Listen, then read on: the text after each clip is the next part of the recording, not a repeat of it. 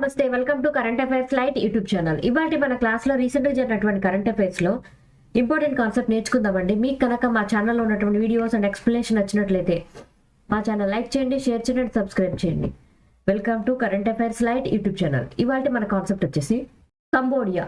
So Cambodia అనగానే మనకు గుర్తొచ్చేటువంటి famous place ఏంటంటే అంగకోర్ వాట్ టెంపుల్ అనమాట.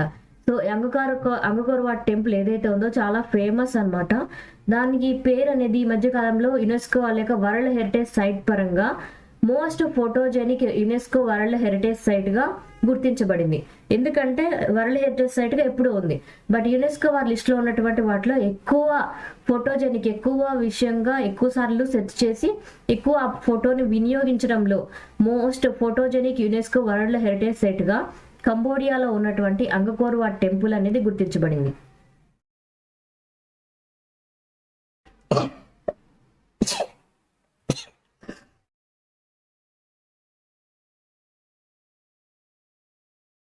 సో కంబోడియాలో ఉన్నటువంటి అంగకోర్ వాట్ టెంపుల్ ఏదైతే ఉందో అది most photogenic UNESCO world heritage site గా గుర్తించబడింది అనమాట. టైమ్ ట్రావెల్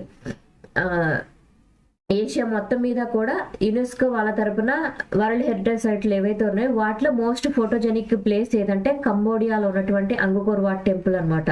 ఈ విషయాన్ని కంబోడియాకి ప్రైమ్ మినిస్టర్ గా ఉన్నటువంటి హన్ మానెట్ గారు తెలియజేయడం జరిగింది. దాంతోపాటు కొన్ని వేరే దేశాల్లో ఉన్నటువంటి టాప్ ప్లేసెస్ అంటే ఇలా ఫోటోజెనిక్ పరంగా ఎక్కువ మంది వినియోగించేవి ఇష్టపడేటువంటి ఫొటోస్ అనమాట.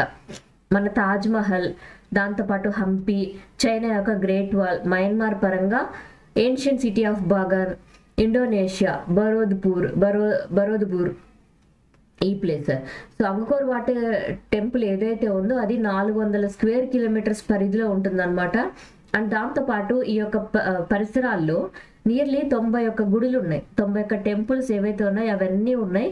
ఈ అంగకోర్ వాట్ టెంపుల్స్ లో అన్నీ కూడా 9th అండ్ 13th అనమాట, అంటే 9 and 13వ శతాబ్దానికి చెందినవిగా గుర్తించడం జరిగింది. So most photogenic UNESCO world heritage site గా ఏది గుర్తించబడిందంటే కంబోడియాలో ఉన్నటువంటి Angkor Wat temple. Nagar Van scheme. So ఈ నగర్ వన్ స్కీమ్ అనేది ఎప్పటి నుంచో ఉంది. ఈ నగర్ వన్ స్కీమ్ యొక్క ముఖ్య ఉద్దేశం ఏంటంటే పట్టణ ప్రాంతాల్లో కూడా మొక్కల పెంపకం అంటే చిన్న చిన్న అడవుల్ని ఏర్పాటు చేయడం అనేది ఈ నగర్ వన్ స్కీమ్ యొక్క ముఖ్య ఉద్దేశం అనమాట. అంటే ఎస్పెషల్లీ అర్బన్ ప్రాంతాలు ఏవైతే ఉన్నాయో వాటిలో పొల్యూషన్ లెవెల్స్ అనేవి పెరిగిపోతూ ఉన్నప్పుడు ఆ ప్లేసెస్ అన్నిటిలో కూడా ఈ మొక్కల పెంపకం అనేది ముఖ్యంగా తీసుకొని వచ్చి మ్యాన్ మేడ్ గా అంటే మానవుల ద్వారా ఏర్పాటు చేసేటువంటి అడవుల స్థాపన అనేది నగర్ వన్ స్కీమ్ యొక్క ముఖ్య ఉద్దేశం. అండ్ ఇది ఎప్పటి నుంచో ఉంది. నియర్లీ ఇప్పుడు రీసెంట్ గా అయితే ఒక 100 రోజుల కాలంలో నియర్లీ 111 వరకు కూడా నగర వనాలు ఏర్పాటు చేయాలని కేంద్రం భావిస్తుంది. ఇది 2020లోనే ఏర్పాటు చేశారు. అంటే స్కీమ్ అనేది ఎప్పుడు స్టార్ట్ చేయడం జరిగిందంటే 2020లోనే ఏర్పాటు చేశారు ఈ స్కీమ్ అనేది. సో 111 నగర వనాలు అనేవి రాబోయేటువంటి 100 రోజుల్లోనే ఏర్పాటు చేయాలని భావిస్తున్నారు. అండ్ దాంతోపాటు 2027 టైం కల్లా కూడా నియర్లీ మన దేశం మొత్తం మీద కూడా 1000 నగర వనాలు ఏర్పాటు చేయాలి అని కంపా వాళ్ళు భావిస్తున్నారు అనమాట. ఇదేం లేదు కంపెన్సేటరీ. సో కంపా వచ్చేసి కంపెన్సేటరీ అఫారెస్టేషన్ అంటాం. సో మొక్కల గురించి అనమాట. ఎక్కడైతే అటవీ శాతం తగ్గిపోతుందో compensatory afforestation and management and planning authority అంటాం. సో ఏం లేదు మొక్కల గురించి, మొక్కల్ని మళ్ళీ పెంచాలి. ఎక్కడైతే మొక్కల నష్టం జరుగుతుందో, అటవీ స్థాపన అనేది తగ్గిపోతుందో అక్కడ మళ్ళీ మొక్కలను పునర్నిర్మించాలి, మొక్కలను ఎక్కువగా పెంచాలని కంపా ఫౌండేషన్ వాళ్ళు ఎప్పుడు ట్రై చేస్తూ ఉంటారు. సో ఈ అథారిటీ వాళ్ళ ఆధ్వర్యంలో 2027 టైం కల్లా కూడా 1000 నగర వనాలని ఏర్పాటు చేయాలని భావిస్తున్నారు అనమాట. సో ఈ మొత్తం ప్రోగ్రామ్ ని ఎవరి ఆధ్వర్యంలో జరుగుతుందంటే మన దేశం యొక్క కేంద్ర environment and forest and climate change ministry ఏదైతే ఉందో వాళ్ళ యొక్క ఆధ్వర్యంలో ఈ యొక్క నగర్ వన్ స్కీమ్ అనేది ఏర్పాటు చేయడం జరుగుతుంది.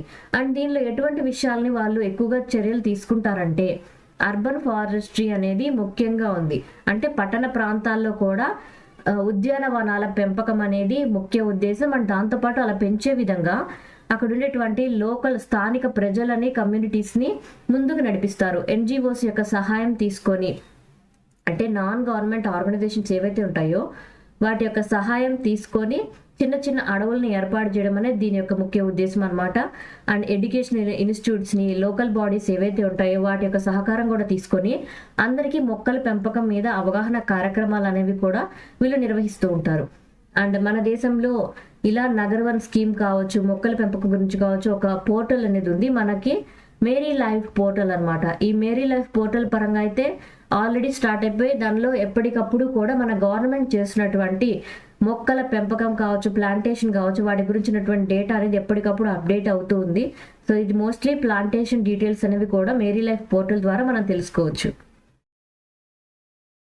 హరిణి అమరసూర్య. సో హరిణి అమరసూర్య ఎవరైతే ఉన్నారో ఆమె శ్రీలంకకి కొత్త ప్రధానిగా ఎన్నుకోబడడం జరిగింది. సో ప్రధానమంత్రిగా శ్రీలంకకి హరిణి అమరసూర్య ఆమె అపాయింట్ అనేది అయ్యారు. సో ఆమెకి ఎంతో మద్దతు లభించడం ద్వారానే ఆమె శ్రీలంకకి ప్రైమ్ మినిస్టర్గా రావడం జరిగింది. అండ్ రీసెంట్గా అయితే ఎలక్షన్స్ పరంగా ఆమె నిలబడడం జరిగింది. డాక్టర్ అనమాట ఆమె, డాక్టర్ హరిణి అమరసూర్య ఎవరైతే ఉన్నారో ఆమె శ్రీలంకకి కొత్తగా ప్రైమ్ మినిస్టర్గా ఎన్నుకోవడం జరిగింది. మనకి 2000 టైంలో సిరిమావో బండారు నాయక్ అనేటువంటి లేడీ ఉందన్నమాట శ్రీలంక యొక్క చరిత్రలో.